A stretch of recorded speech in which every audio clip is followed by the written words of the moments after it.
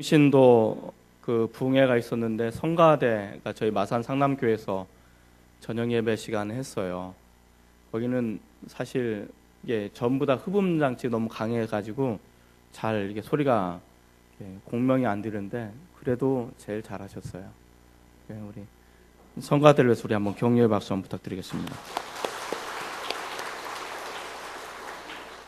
오늘 2부 예배에 나오신 여러분을 주님의 이름으로 환영합니다. 또 축복합니다. 오늘 2부 예배를 드리는 그 순간에 우리가 가지고 나왔던 염려와 근심이 다 떠나가고 해결되었으면 좋겠습니다.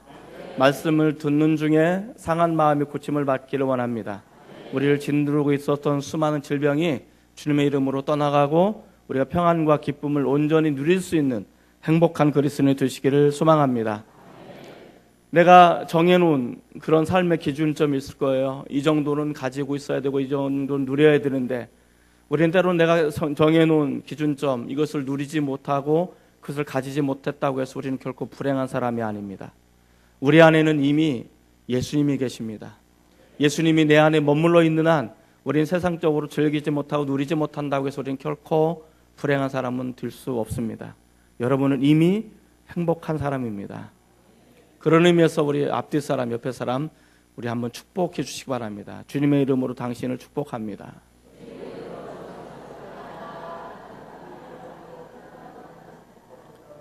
자, 한 번 더 따라해 볼까요? 하나님의 마음에 드는 사람. 교황이 우리가 축복해 주셨으니까 한 번 더 축복해 주셨으면 좋겠습니다. 당신은 하나님의 마음에 드는 사람이 되기를 소망합니다. 자, 오늘 2부 예배 나오신 우리 모두는 다 하나님의 마음에 드는 사람들이 되시기를 주님의 이름으로 축원을 드립니다. 다윗은 아무도 알아주지 않는 사람이었습니다. 아무도 인정해 주지 않는 목동이었습니다. 그런데 그가 하나님의 마음에 들자 그는 이스라엘에서 가장 위대한 왕으로 쓰임을 받게 되었습니다. 지금도 이스라엘 국기에 보면 그 국기 안에 다윗의 별이라는 것이 그려져 있습니다. 그만큼 이스라엘이라는 나라에서 특히 그리스도인들을 통해서 다윗이라는 사람은 엄청난 많은 것들을 의미하고 많은 것들을 제시해주는 그런 사람이었다라는 것을 이야기해주고 있습니다. 하나님의 마음에 들자, 하나님의 마음에 맞자 목동에서 아무도 알아주지 않는 양이나 치는 짐승이나 치는 그런 목동에서 가장 높은 곳에 세우시고 가장 높은 곳에서 가장 위대한 하나님의 사람으로 왕으로 쓰임받게 하셨다라는 것을 우리에게 이야기해 주고 있습니다. 저는 사실 하나님의 마음에 들어서 다윗이 목동에서 또 이스라엘의 왕이 되었다 이것보다 더 중요한 것이 있습니다. 그건 뭘까요? 그것은 하나님의 마음에 드는 사람을 통해서 하나님께서는 당신이 정하신 일들을 이루어 나가신다. 이게 더 중요한 거예요. 하나님께서는 당신의 일들을 이루어 나가시기 위해서 필요하시다면 물질도 주시고 필요하시다면 목동에서 왕이 되게도 하시고 필요하시다면 우리가 성공적인 삶을 살게도 하시는 것이 하나님의 뜻인 줄 압니다. 그러나 내가 왕이 되었고 내가 성공적인 삶을 살고 내가 많은 것들을 가지고 있는 것이 중요한 것이 아니고 그것을 통해서 하나님은 뭔가를 이뤄나가시는 하나님은 정하신 것을 이뤄나가시는 도구요 통로다. 이것이 우리에게 보다 더 중요한 의미라는 것을 여러분 잊지 않았으면 좋겠습니다. 저는 우리가 하나님의 마음에 들어서 하나님의 마음에 맞아서 하나님의 정하신 일들을 이뤄나가시고 성취해 나가시기는 그런 하나님의 사람들이 되시기를 주의 이름으로 축원을 드립니다. 성경은 이러한 이야기로 가득 차 있습니다. 성경에 보면 아브라함의 이야기가 나오고 모세 이야기가 나오고 그리고 족장들의 이야기가 나오고 다윗의 이야기가 나오고 많은 사람들의 이야기가 나옵니다. 그런데 중요한 것은 다 아브라함의 이야기의 핵심적인 중요한 사항은 아브라함이 주인공이 아니라는 것입니다. 모세 이야기의 핵심은 모세가 주인공이 아니라는 것입니다. 다윗의 이야기에 많은 사람들이 감명을 주고 감동을 주지만 다윗의 이야기의 핵심은 다윗이 아니고 하나님이라는 사실입니다. 하나님이 그 이야기의 핵심이고 그 이야기의 중심 주제고 하나님께서는 그 이야기의 중심을 이뤄나가는 그런 분이라는 것입니다. 하나님께서는 당신의 마음에 드는 사람을 택하시고 픽업하셔서 그를 부르셔서 그를 통해서 하나님의 이야기를 써내려가시는 것이 성경의 이야기인 것입니다. 그래서 하나님은 오늘날에도 똑같이 성경에서 있었던 일들을 이루시기 위해서, 하나님의 일들을 성취하시고 정하신 것들을 이루시기 위해서 지금도 하나님은 당신의 마음에 드는 사람을 찾고 계시는 것입니다. 그리고 그 마음에 드는 사람을 하나님께서는 픽업하시고 그들을 부르시고 그들에게 사명을 주십니다. 저는 오늘 우리가 하나님께서 마음에 드는 사람을 찾아서 나서시는데, 오늘 이 2부 예배 시간에 하나님께서 임재하셔서 야, 이곳에는 내 마음에 드는 사람이 많은데 라는 하나님을 기쁘시게 할 수 있는 그런 일들이 일어났으면 좋겠습니다. 어떻게 하면 하나님의 마음에 들어서 그러한 모습으로 쓰임을 받을 수 있을까? 누가 하나님의 마음에 드는 사람일까? 우리가 지난주 살펴본 것은 자신에게 맡겨진 일에 충성을 다하는 사람이 하나님의 마음에 드는 사람이라고 살펴봤습니다. 다윗은 목동입니다. 2세 말째 아들, 8째 아들입니다. 아버지로부터 인정받지 못하고 형들로부터 인정받지 못하고 집안으로부터 인정받지 못하고 마음에 들지 않는 아들이었습니다. 마음에 들지 않는 사람이었습니다. 그래서 그는 들판에서, 허벌판에서 아무도 찾아오지 않는 광야와 같은 그곳에서 짐승이나 키우고 양이나 돌보는 그런 일들을 해야만 했습니다. 그런데 정말 중요한 것은 다윗은 자신을 인정해 주지 않아도, 아버지가 자신을 마음에 들어하지 않는다 할지라도, 형들이 자신에 대해서 떳떳하게 내놓고 이거 내 동생이야 자랑하지 못하는 그런 동생, 마음에 들지 않는 동생이라 할지라도 다윗은 자신의 운명을 통해서 자신의 운명 때문에 저주하고 절망하고 불평하고 원망하지 않았다는 것입니다. 그는 얼마든지 불평할 수 있고 얼마든지 원망을 쏟아놓을 수 있는 그 상황, 그 삶의 자리에 머물러 있었음에도 불구하고 그는 하나님을 바라보기 시작했습니다. 그는 그곳에서 원망하지 않고 자신에게 맡겨진 것에 대해서 최선을 다하니, 목숨을 다하면서까지 양들을 지켰습니다. 생각해 보시기 바랍니다. 나를 인정해 주지 않는데, 내가 목숨을 걸어서 양의 새끼를 지킨다고 해서 누가 나를 알아주지도 않는데, 그럼에도 불구하고 짐승이 달려와서 이 양의 새끼를 채갈 것 같으면 다윗이 달려가서 짐승이 입을 벌려서 양의 새끼를 구했다라고 말합니다. 그리고 짐승이 헤아려고 하면 그 짐승을 목숨 걸어 싸워서 그 짐승을 죽였다라고 이야기해주고 있습니다. 그렇게 하면 야, 다시 너 대단하다라고 인정해줘야 되는데 아무도 인정해주지 않아요. 아무도 보는 사람이 없어요. 짐승에게 물려갔다고 하면 끝입니다. 그럼에도 불구하고 다윗은 아무도 인정해주지 않고 보여지지 않는 그곳에서 자신에게 맡겨진 이 하찮은 일이라고 생각할지라도 그는 그것에 대해서 최선을 다하고 그것에 대해서 목숨을 걸고 충성할 때 그것이 하나님의 마음에 들게 되었다라고 이야기해주고 있습니다. 우리는 지금 어려운 시기에 지나고 있습니다. 임금이 삭감이 되고 이직을 해서 월급이 반토막이 나고 내가 이거 다녀야 되나 말아야 되나 고민이 되어질 수도 있습니다. 그럼에도 불구하고 여러분 그것에 대해서 최선을 다하십시오. 그것에 충성을 다하십시오. 지금 그것만 바라보지 마십시오. 먼 미래를 바라보셔야 됩니다. 교회에서도 마찬가지입니다. 내게 어떤 직분이 주었든 보이지 않는 곳에서 아무도 알아주지 않는 그곳에서 내가 충성을 다하고 내가 최선을 다하면 하나님께서는 그것을 보시는 거예요. 아무도 안 봐도 하나님은 그것을 보십니다. 하나님께서 다윗의 그 모습을 보시고 어떤 마음이 들었을까? 내가 이 다윗에게 이 나라를 맡겨도 수많은 사람을 맡겨도 많은 재물을 맡겨도 이 아이는 이것 때문에 무너지진 않겠구나. 자신의 목숨을 바쳐서 하나님의 백성을 돌볼 수 있겠구나 라고 마음이 들지 않았을까. 그것 때문에 아마 하나님께서는 목동에서 왕으로 이 다윗을 삼으시지 않았을까라는 생각을 듭니다. 누가 하나님의 마음에 드는 사람일까요? 둘째로 여전히 자신의 자리를 지키는 사람들입니다. 따라해 볼까요? 여전히 자신의 자리를 지키는 사람들입니다.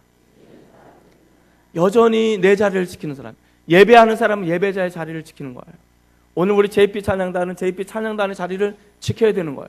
성가대는 성가대의 자리를 지키시기 바랍니다. 오늘은 많이 지켰습니다.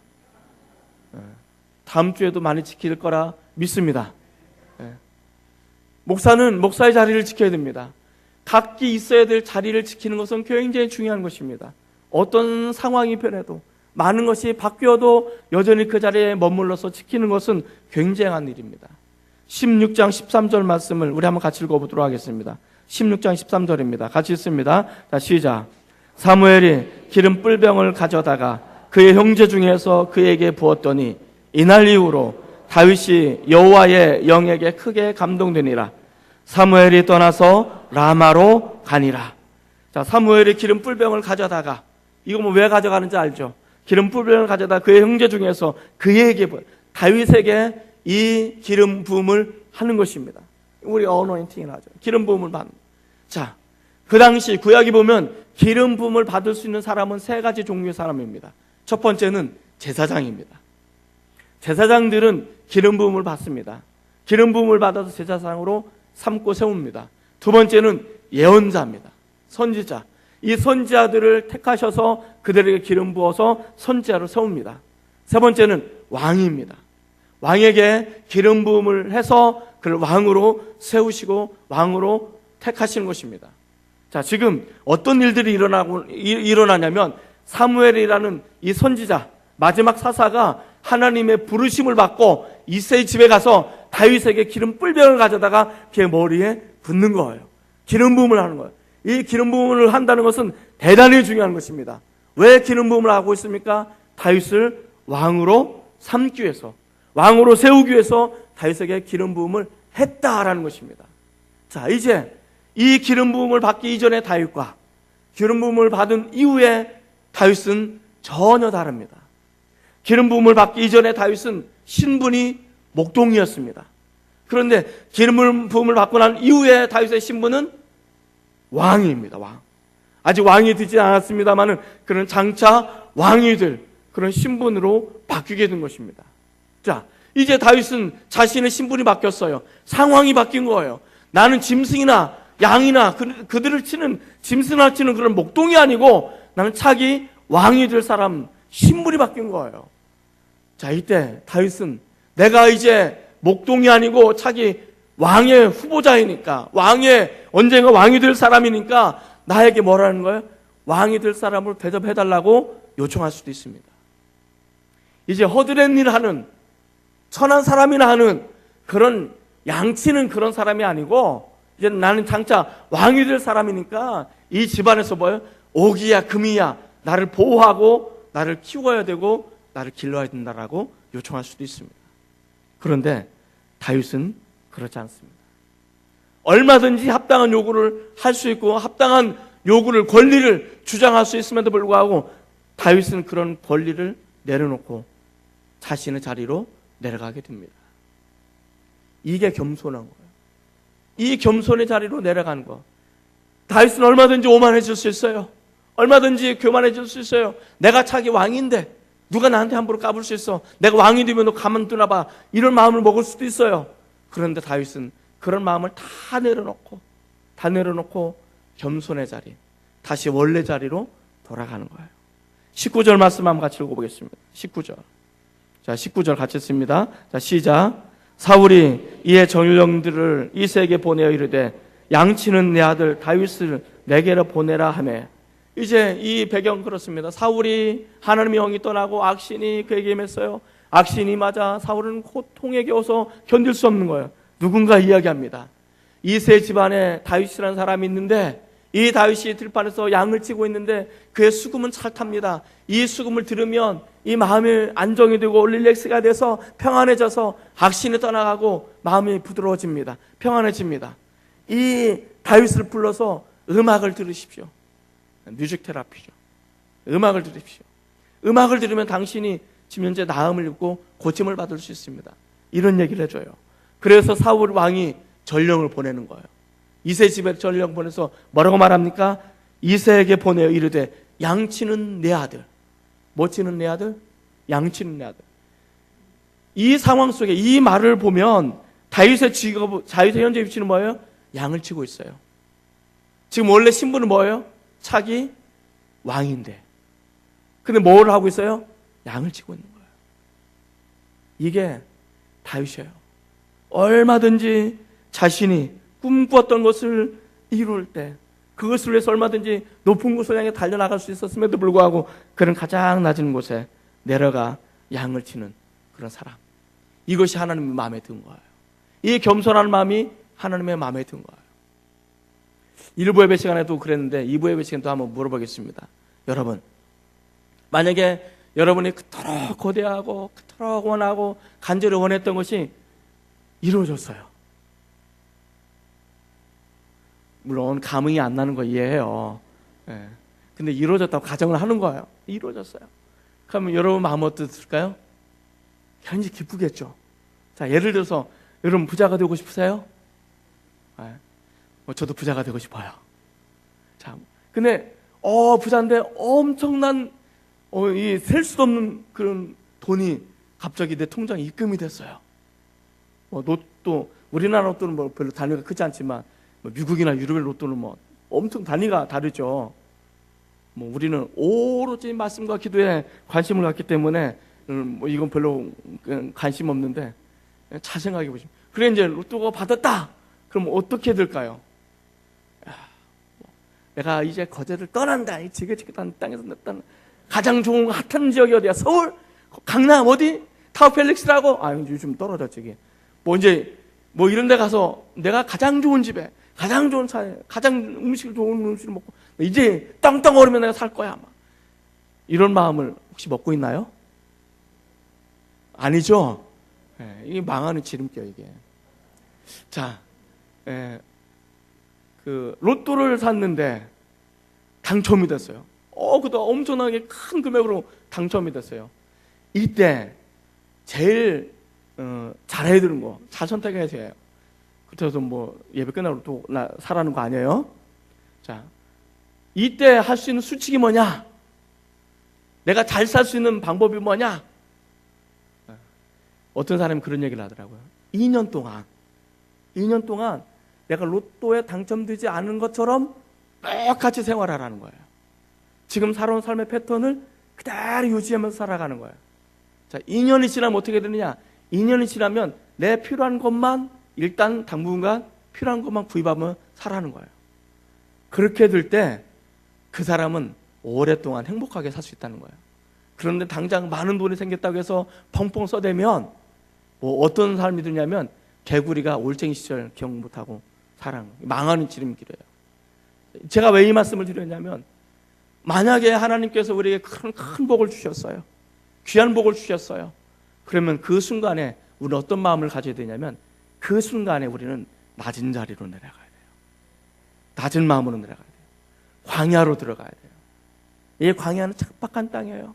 그러나 이 광야는 하나님의 음성을 듣는 장소예요.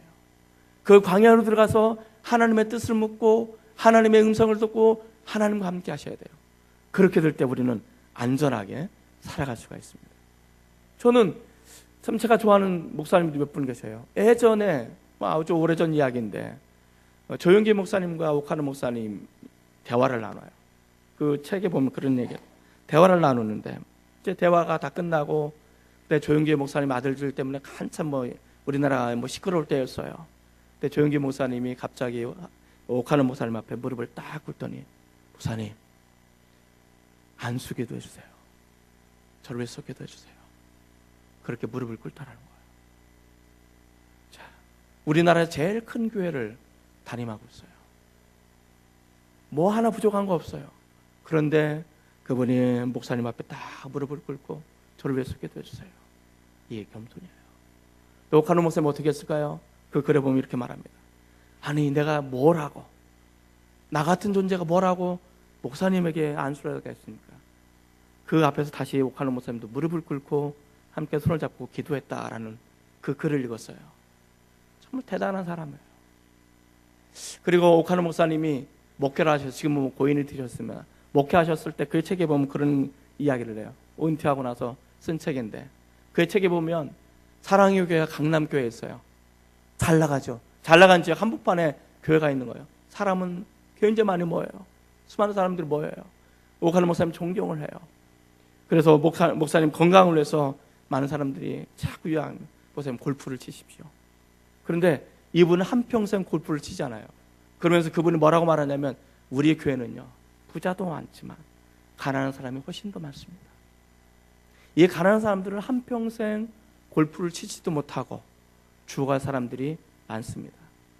만약에 내가 목사인데, 그들의 담임 목사인데 내가 골프를 치고 돌아다닌다면 누가 뭘 하진 않겠지만 그 가난한 자의 신자들의 마음이 얼마나 속상할까.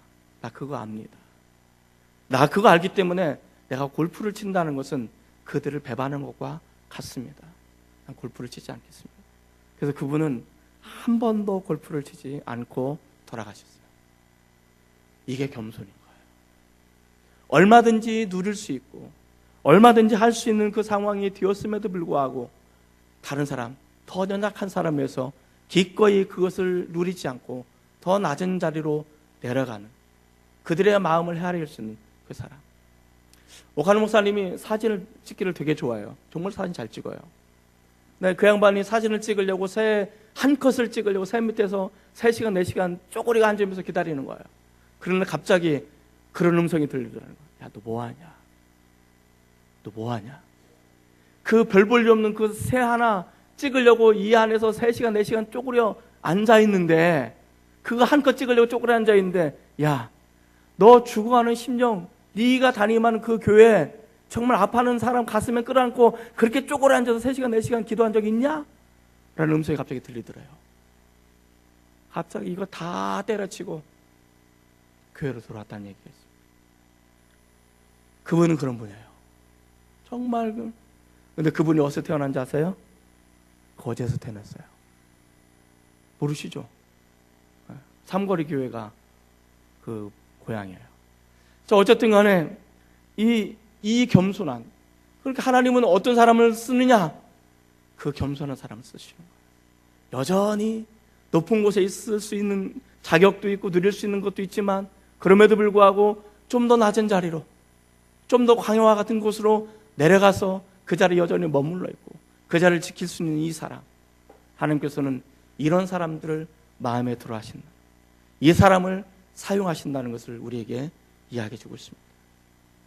저는 우리 성도들이 어떤, 하나님께서 지금은 힘들고 어렵지만 앞으로 어떻게 변할지 몰라요. 저는 하나님께서 여러분들에게 많은 것을 축복해 주실 것을 저는 믿어요. 근데 그 이후에 하나님이 우리에게 축복해 주신 이유가 더 문제예요. 하나님 나에게 축복해 주셨을 때 그 위에 나는 어떻게 할 건가? 바로 그 순간 나는 더 낮은 자리로, 좀 더 낮은 자리로, 좀 더 낮은 곳으로 내려가서 그곳에서 하나님과 함께 할 수 있는 그런 겸손한 사람이 되시길 바랍니다. 내가 더 낮은 자리로 내려가면 하나님께서 나는 더 높은 곳으로 세워주십니다. 내가 더 낮은 자리로 내려가면 하나님께서 나를 더 높은 곳으로 세워주신 분이 하나님이십니다. 이 하나님의 손에 붙들리는 저와 여러분이 되시기를 주의 이름으로 축원을 드립니다. 누가 하나님의 마음에 드는 사람일까? 셋째로 미래를 준비하는 사람입니다. 따라해 볼까요? 미래를 준비하는 사람입니다. 다윗이 하나님의 마음에 드는 사람이 되었던 것은 아무도 인정해 주지 않은 그곳에서 자신에게 주어진 것에서 최선을 다하고 목숨을 다해 충성했기 때문입니다. 그리고 그는 얼마든지 신분이 바뀌었어도 좋은 곳에 있어야 돼도 그는 그러지 않고 더 낮은 곳으로 내려가서 겸손의 자리로 내려가서 미래를 준비하는, 이것이 하나님의 마음에 드는 사람이었습니다. 만약에 다윗이 양치는 목동의 수준은 여전히 아무것도 준비하지 않고 그런 상태에 머물러 있었다면 결정적인 순간에 환경의 문이 열리고 다윗이 일어날 수 있는 그런 순간에 다윗은 쓰임을 제대로 받지 못했을 것입니다. 하나님으로부터 부르심을 받고 택하심을 받고 하나님의 마음에 드는 사람이라 할지라도 이제는 미래를 위해서 준비하는 사람이 되셔야 되는 것입니다. 이것이 진정으로 마음에 드는 사람이라고 이야기해 주고 있습니다. 다윗은 2가지를 준비했습니다. 몇 가지를 준비했다고요? 2가지.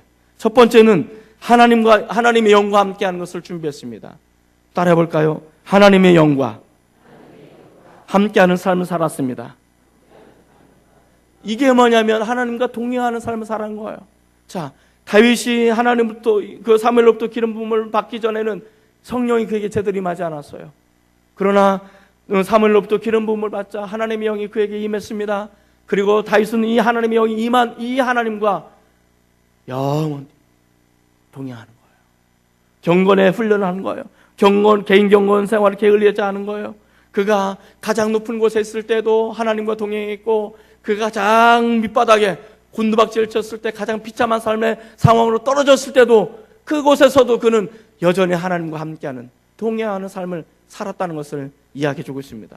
이게 어떻게 가능한가? 그가 목동의 시절에 하나님과 동행하는 훈련을 했기 때문에 이것이 가능하게 된 것입니다. 13절 말씀을 우리 한번 다시 읽어보도록 하겠습니다. 16장 13절입니다. 자, 시작. 사무엘이 기름 뿔병을 가져다가 그의 형제 중에서 그에게 부었더니 이날 이후로 다윗이 여호와의 영에게 크게 감동이 되니라. 사무엘이 떠나서 라마로 가니라. 여기 보면 이날 이후로 다윗이 여호와의 영에 크게 감동이 되었더라. 이것이 뭐냐면 성령이 임했다라는 것입니다. 성령이 임해서 성령의 충만함이 임한 사람이 되었다라는 것입니다. 성령이 임한 것은 예수님을 영접할 때 성령이 임한 거예요. 그런데 이 성령이 임한 이 성령님이 충만할 때 우리는 기쁨을 넘치게 되는 것입니다. 아무나 성령 충만하지 않아요. 우리는 성령 충만함을 사모해야 되는 것입니다. 성령을 소멸하지 않아야 되는 것입니다. 우리가 성령을 충만하고 성령을 따라 살아가는 것, 성령과 동행하는 것, 이것이 주님을 닮아가는 거예요. 이것이 성령의 열매를 맺는 거예요. 이것이 성령의 충만인 것입니다. 다윗은요, 이 성령이 임하자 성령 충만한 삶을 포기하지 않았어요. 그는 끊임없이 하나님으로부터 동행하고 하나님의 음성을 듣고 하나님 앞에 기도하고 하나님을 찬양하는 예배자가 됐던 거예요. 그리고 그는 끊임없이 주님과 동행하는 사람이 되었습니다. 우리가 잊지 않았으면 한 번 더 찾아보겠습니다. 16장 18절입니다. 16장 18절 말씀 한번 같이 읽겠습니다. 자, 시작. 소년 중 한 사람이 대답하여 이르되 내가 베들레헴 사람 이새의 아들을 본즉 수금을 탈 줄 알고 용기와 무용과 구변이 있는 준수한 자라. 여호와께서 그와 함께 계시더이다 하더라. 자, 다윗이 기름 부음 받기 이전에 소년이었습니다. 이전에 사람들을 만났습니다. 물론 광야에 있다고 사람을 안 만나는 게 아니에요. 사람을 만나요. 사람을 만났을 때 여전히 사람들로부터 인정받지 못하는, 마음에 들지 않는 그런 다윗이었습니다. 그런데 이 다윗이 기름 부음을 받고 하나님과 동행하는 훈련을 하고 주님을 닮아가는 삶을 살게 되자 어떤 일이 일어났습니까? 가끔 사람들을 만나요. 다윗을 만나고 다윗을 경험한 사람들이 뭐라고 말하냐면 하나님이 그와 함께 계시다. 다윗이 하나님과 함께 동행하는 사람이라는 것을 알게 되는 거예요. 그래서 이것을 지금 사울에게 이야기하는 거예요. 내가 보니까 들판에 양을 치고 있는 사람이 있는데 하나님과 함께 하는 사람이 있습니다. 수금을 잘 타는 사람이 있습니다. 하나님과 동행하는 삶을 살고 있습니다. 라고 말하는 거예요.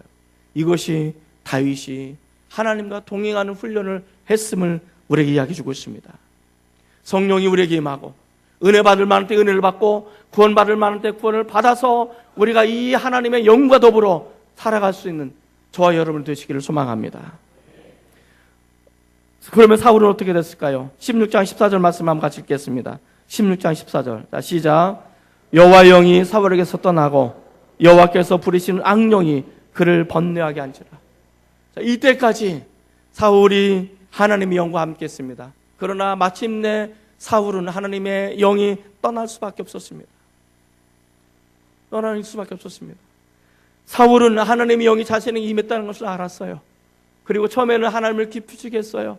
그러나 어느 순간부터 하나님을 기쁘시게 하는 사람보다는 사람들을 기쁘게 하고 하나님의 마음에 드는 사람이 되기보다는 사람들의 마음에 드는 것을 선택했습니다. 눈에 보여지는 것을 선택하고 세상을 선택하고 이것이 점점 나아가서는 하나님의 마음을 두기에 싫어한 상태까지 가게 된 거예요. 그러자 어떤 일이 일어납니까? 하나님이 더 이상 그 안에 머물러 있을 수가 없는 거예요. 그래서 하나님의 영이 그를 떠나게 됩니다. 하나님의 영이 그를 떠나자 바로 악령이 그에게 임하기 시작하는 것입니다. 근데 다윗은 그러지 않았어요. 다윗은 하나님의 영이 임한 그 순간부터 그는 어떤 일이 있어도 하나님의 영과 떠나지 않았어요. 늘 하나님과 동행하는, 하나님과 함께하는, 성령님과 동행하는 훈련을 했습니다. 이건 훈련으로 드는 거예요. 저절로 드는 게 아니에요. 그래서 그는 어떤 순간에 있든지 그의 삶의 가장 하이라이트, 가장 높은 곳에 있든지 아니면 가장 낮은 곳에 처참한 상황 곳에 빠져 있든지 어떤 순간에 있든지 다윗은 하나님과 늘 함께 했더라는 것입니다. 두 번째, 다윗은 미래를 위해서 준비했습니다. 18절 말씀 한번 다시 읽어보겠습니다. 18절입니다. 자, 시작. 소년 중 한 사람이 대답하여 이르되 내가 베들레헴 사람 이새 아들을 본즉 수금을 탈 줄 알고 용기와 무용과 구변이 준수한 자라. 여호와께서 그와 함께 계시더이다 하더라. 여기 보니까 뭐가 준비됐냐면 용기와 무용과 구변이 준수한 자라. 용기와 무용과 구변이 준수하다. 이것은 저절로 이루어지는 게 아니에요. 용기라는 것은 무엇일까요? 많은 사람들이 용기를 담대함이라고 말합니다. 물론 담대함이 될 수도 있습니다. 용기는요, 내가 힘이 세서, 내가 뭔가를 가지고 있어서, 내가 뭔가를 할 만해서 담대하게 나가는 것이, 그것이 용기가 아니에요. 용기라는 것은 나도 두려워요. 나도 힘들어요. 나도 도망가고 싶어요. 나도 이 길 안 가고 싶어요. 그렇지만 주님께서 원하시는 길이라면 기꺼이 그 길을, 두려워도 힘들어도 어려워도 그 길을 포기하지 않고 그 길을 걸어가는 것, 이것이 용기예요. 내가 이 자리에 있으면 힘들어요. 이 자리에 머물러 있으면 어려워요. 어렵지만, 그럼에도 불구하고 두렵지만 내가 그 자리에 머물러 있는 것이 하나님께서 원하시는 것이라면 그 자리에 하나님을 바라보고 두려움을 가짐에도 불구하고 여전히 그 자리를 지키는 것, 이것이 용기예요. 저는 우리가 용기 있는 사람이 되시길 바랍니다. 다윗은 이 용기를 가지고 살았다라고 말하고 있습니다. 두 번째는 무용을 준비했습니다. 무용. 어린아이들이 읽으면 무용하면 춤추는 거, 댄스를 생각하는데 무용은 그런 거 무용이 아니에요. 여기서 무용은 어떤 것입니까? 활을 쓰고 칼을 쓰고 창을 쓰는, 그래서 고구려 무용총이라고 하죠. 무용총. 무술, 싸움하는 거, 이거예요. 그러니까 다윗은 그 순간에 자기가 다음에 왕이 된다면 무엇을 준비할 수 있을까? 어떻게 할 수 있을까? 남들 앞에 내가 나가서 싸워야 되는데 이때 어떻게 할까? 나는 연약한데 내 육신은 보잘것없지만 그는 이 무용을 끊임없이 준비한 사람이었습니다. 그래서 그는 용기를 가지고 골리앗 앞에 나갈 수가 있었고요. 그가 나갈 때마다 전쟁에 승리할 수가 있었던 것입니다. 그래서 여인네들이 노래하죠. 사울이 죽인 자는 천천이고 다윗이 죽인 자는 만만이라. 나갈 때마다, 전쟁 나갈 때마다 승리할 수 있었던 이유는 물론 하나님께서 함께 하시기도 했지만 그가 목동의 시절에 이 무용을 준비했기 때문에 그렇습니다. 그리고 그는 구변에 준수한 자라. 말을 잘하는 사람이었습니다. 그런데 사실은 말을 잘하려면 많은 사람들 앞에서 말을 해봐야 되는 거예요. 이 천부적인 재능을 가지고 있지 않아요. 말을 해야 되는 거예요. 지금은 마이크하고 스피커가 있어서 뭐 조용조용히 얘기해도 다 들립니다만은 다윗의 시대는 이게 없잖아요. 그러니까 온전히 육성으로 백성들을 설득하고 백성들을 이끌고 백성들 앞에 리더십을 발휘하려면 목소리가 좋아야 돼요. 양들이 얼마나 힘들었을까 생각해봐요. 이 연습할 데가 없잖아요. 그러니까 다윗이 이 구변, 연설을 어디서 연습을 하냐면 양들을 모아놓고 이제 연습하는 거예요. 그렇지 않나요? 이 양들을 모아놓고 이제 이스라엘 백성 여러분 뭐 이렇게 뭐 연습을 했겠죠. 아마 양들은 뭐 미쳐 죽었을 거야 아마. 자, 그런데 이 구변을 준비하는 거. 다윗은 양을 치면서 아무것도 하는 게 아니에요. 거기서 자신이 할 수 있는 용기를 배웠고, 거기서 무용을 준비했고, 거기서 말을 준비했고요. 이것을 준비하게 되었을 때 환경이 열리면 하나님께서는 다윗을 가장 높은 곳에 사용하시게 되는 것입니다. 사랑하는 성도 여러분, 내가 하나님의 마음에 들었다고 해서 하나님 나를 픽업하고 나를 부르셨다고 해서 저절로 이것이 이루어지는 것이 아닙니다. 하나님께서 나에게 언젠가 환경을 열어주실 거예요. 저는 언젠가 우리에게 붕의 물길을, 환경을 열어주실 거라 믿습니다. 그리고 여러분 개인에게도 하나님께서는 축복의 환경을 열어줄 거라 믿습니다. 그런데 그것이 진정한 축복이 되기 위해서는 지금부터 준비하셔야 돼요. 하나님과 동행하는 준비를 하셔야 돼요. 주님을 닮아가는 준비를 하셔야 돼요. 내 생명의 목적, 이유가 무엇인지, 하나님의 영이 내 가슴속에 들어왔을 때 하나님을 뜨겁게 사랑하는 것, 예수 그리스도 십자가를 통해서 내가 구원의 감격을 잃어버리지 않고 이것을 뜨겁게 주님을 향해 사랑하는 것, 이런 것을 준비하셔야 되는 거예요. 내 문이 환경이 열렸을 때 내가 하나님 앞에 위대하게 쓰임받을 수 있는 그 준비를 지금부터 하셔야 되는 거예요. 하나님 나에게 무엇을 주셨습니까? 달란트를 주셨습니까? 이 달란트를 가지고 열심히 준비하셔야 돼요. 열심히 준비하셔야 돼요. 저녁식만 오면 사무실 제 목회실에 있으면 뭔가 뿡뿡 불어대요. 처음에는 뿡뿡 불어대는데 도대체 이 뿡뿡이 이게 음악이 안 되는 거예요. 삑사리가 나기도 하고 막 뿡뿡이. 근데 얼마 전에 뿡뿡 불어대는데 사명을 불어대는데 제가 앉아있는데 그 사명을 듣는데 지금 무슨 얘기인지 아는지 아시죠? 색소폰 얘기하는 거예요. 제 마음이 울컥하는 거예요. 제 마음이 막 하는 거예요. 그 연주를 듣고 있는데 내 마음이 막 뜨거워지기 시작하는 거예요. 야, 이거구나. 다음 주 하신다고요? 사명 좀 했으면 좋겠습니다. 한국만 하세요.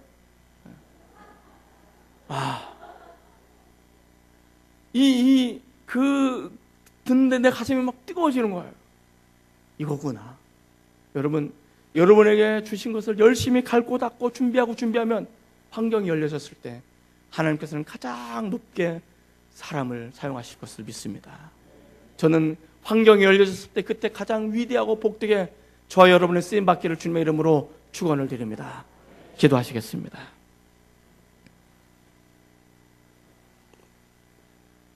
하나님